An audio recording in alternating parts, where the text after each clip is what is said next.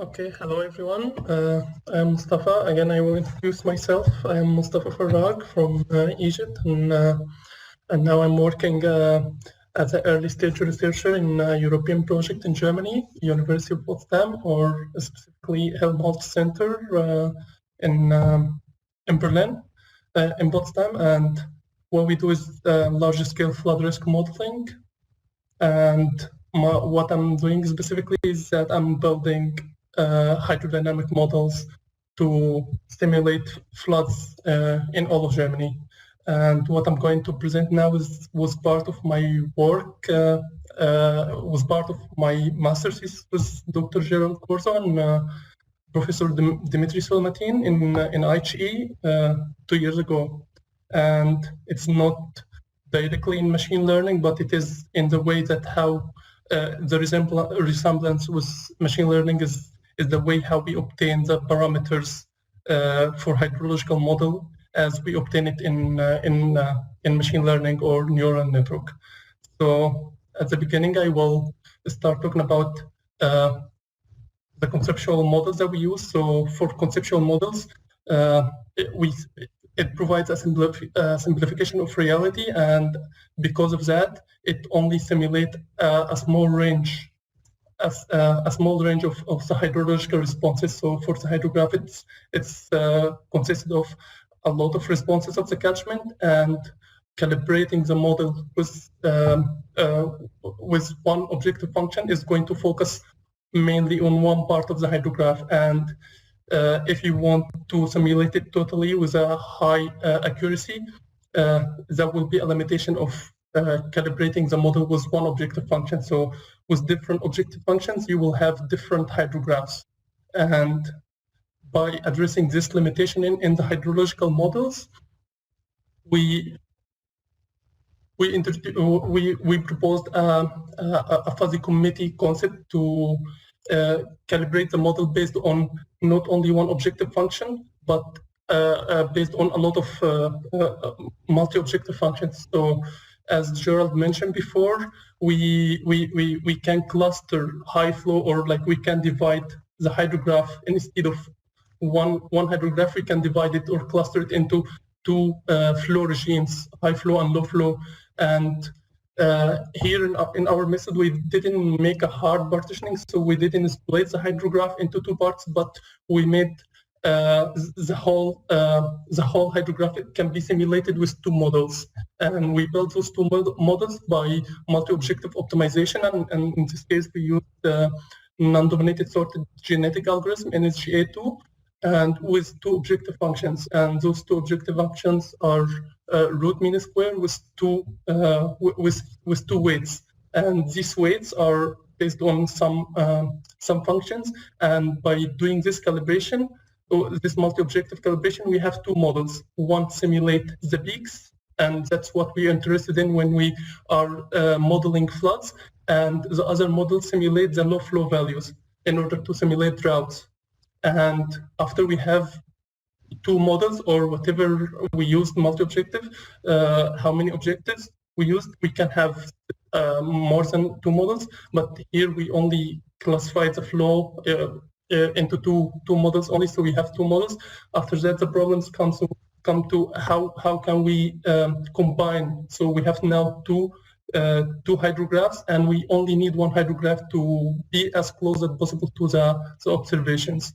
And so that's the second part of the methods, which is combining these two hydrographs based on membership functions.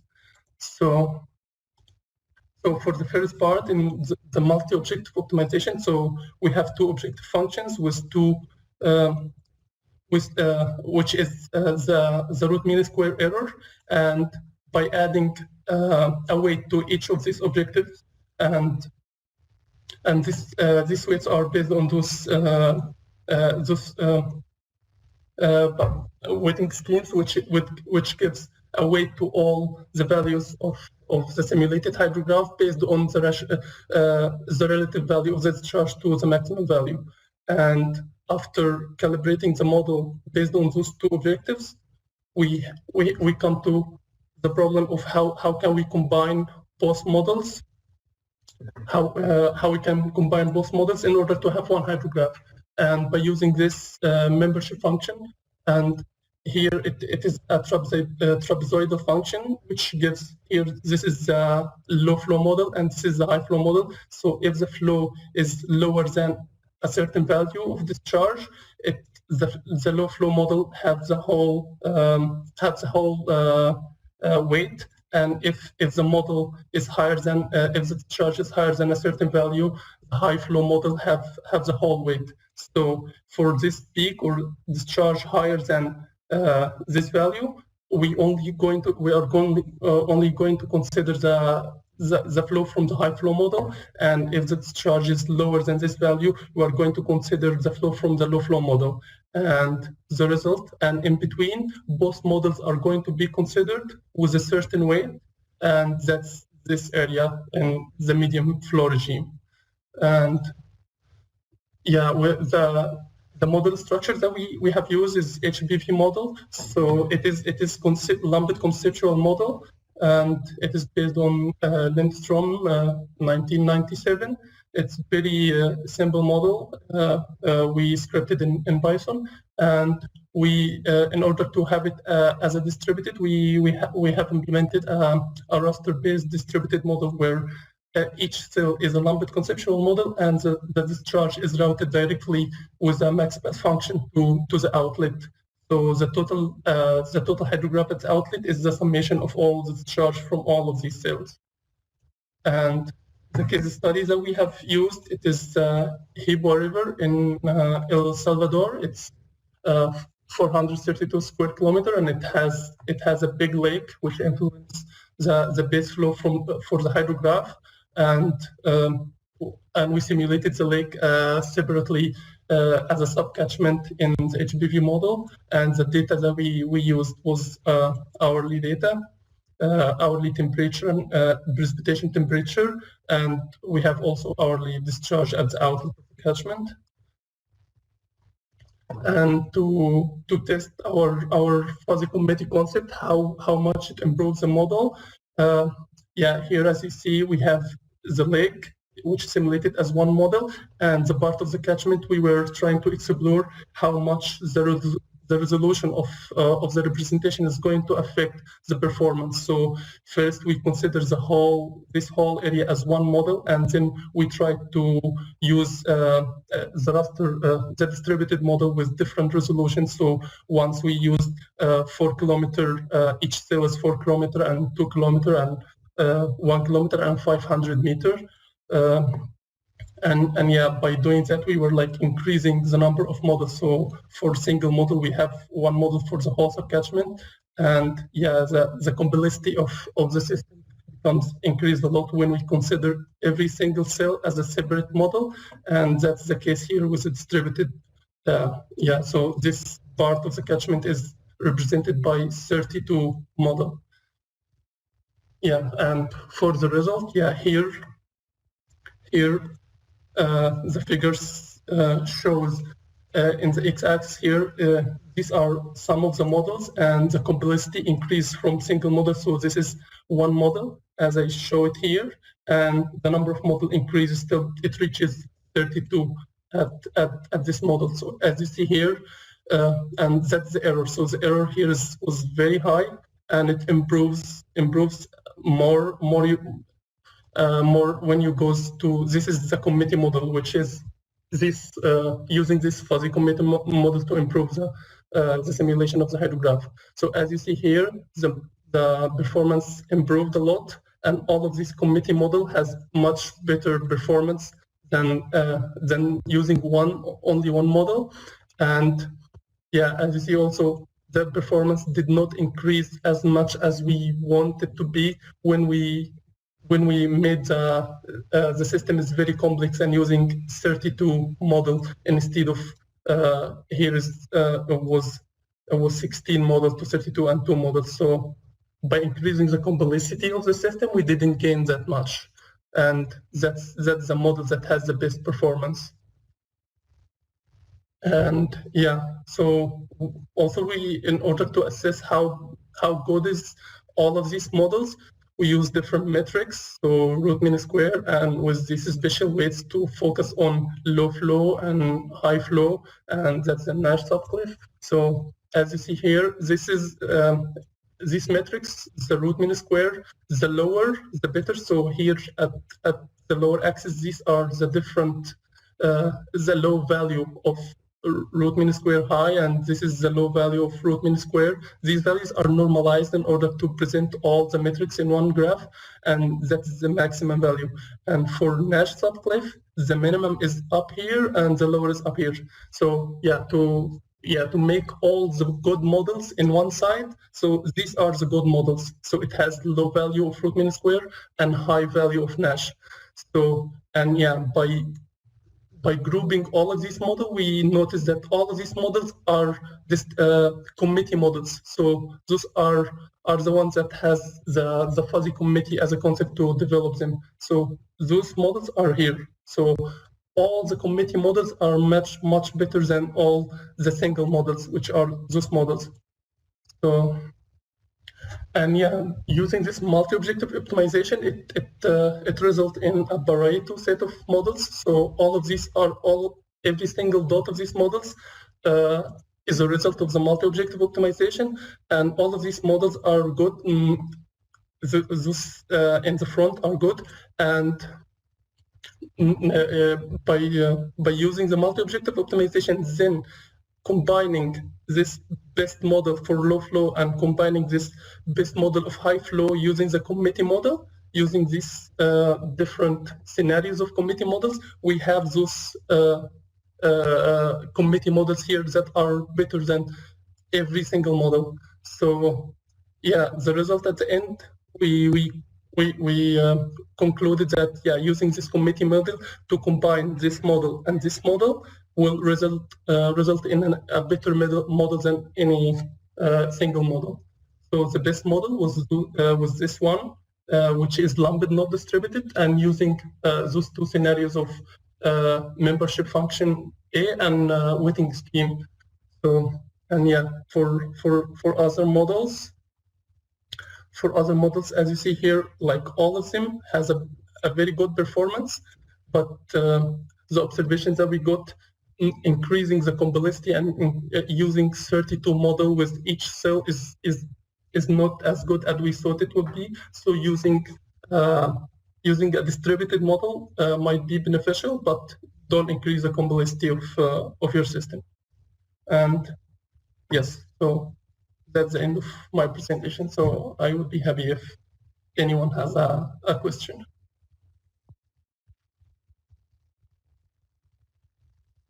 Thanks a lot, Mustafa. Thanks for your presentation. We have a few questions for you that I'll just put up on your screen. Just now, people, you can continue sending your questions and comments to Mustafa as he answers this first one. Question from Nabil Khorchani is, how did you combine HPV light model with Python? Yeah, so at the beginning I had it in MATLAB, and I wrote all of it in Python. And actually with Gerald, we developed further the HPV, and we made it as a distributed model. And now it is in GitHub, so it is publicly available for free access for anyone. And I guess I will write my GitHub so you can access this. It's freely available in Python and also in MATLAB and in GitHub. Okay, fantastic. As I put as I put for you the next question, could you please type the link to the GitHub profile of yours in chat so people can access it? They might be interested. Okay. All right. The next question is from Simon Chevalking, who asks, says, very interesting. Could you please provide some examples of practical applications of the model as you visualize, apart from what you started out with? Practical application. So that's a practical application, what I showed about this Hippo River. So the main purpose of the model that they wanted operational model, and time series was very small, so the calibration with single model didn't didn't give like the desired results. So that's why we were at the beginning exploring which methods how to improve the simulation of the hydrograph. So yeah, this case study is a practical application. And right. What's the other part of the question as you visualize? Yeah, like what I suppose he meant to ask was, practical applications of the model apart from the one that you kind of started out with, apart from the one that you, do you see some other practical applications of it? Do you think it's, for example, do you think it's relevant? It would be relevant in some other regions as well.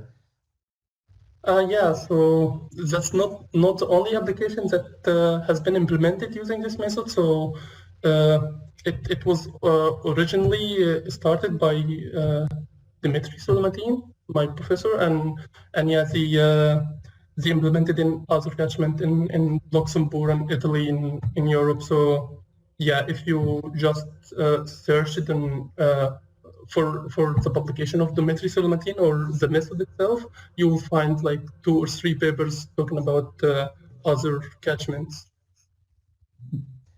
We have received a question from on Twitter, which is not about your particular presentation per se, but it's a more fundamental question, and I'm really hoping you could respond to this. Could you please explain advantages of artificial intelligence or machine learning over simple data modeling or analysis? Like, why make the machine learn? Yeah, so. Well, that's a hard question, and it mainly depends on the purpose of the model. So you cannot say like this is better than this, and usually people go for machine learning models because it is faster, and but it requires more data. And in some applications, you cannot use it because it doesn't have a physical meaning. So it just you obtain it from the calibration or from the optimization. It's a black box. So it doesn't have any physical meaning at the background. For example, for one of the questions was asking like about flood mitigation or scenarios about land use change. And for this application, you are like forced to use physical based models rather than machine learning. So it mainly depends on the purpose why you are building this model. Daniel, if you're still connected with us, could I please ask you to come in and respond to this question, because it is like a fundamental question and not only specific to the last presentation. If you're still with us, Daniel. Okay, so I will try to answer. Then I agree with Mustafa. It depends on the specific practical case, and also maybe models that are based on ANNs or other kind of artificial intelligence. They can be suitable for very complex processes that cannot be modeled with other models, right? So as it was said before, the AI model, it only analyzes inputs and outputs. So the complex process is hidden inside of a black box, and it might be suitable for this very complex process as well, right? Mm-hmm. Thank you so much, Daniel, and also Mustafa. I'm afraid we'll have to end there because we're already 17 minutes over time. Thanks, everyone. Thanks especially Daniel, Mustafa, and of course, Gerald, who has now logged out. Thanks to you all, the audience, first of all, for turning up in good numbers. The recording of today's webinar will be available later today on the TheWaterChannel at thewaterchannel.tv/webinars. Let me put up the link over here. And also the IHE website and newsletters and other channels of communication that you're well familiar with. Let me put up one of them over here. For now, I would just like to say thanks again and goodbye, and see you at the next webinar. Thanks a lot, guys. Thank you.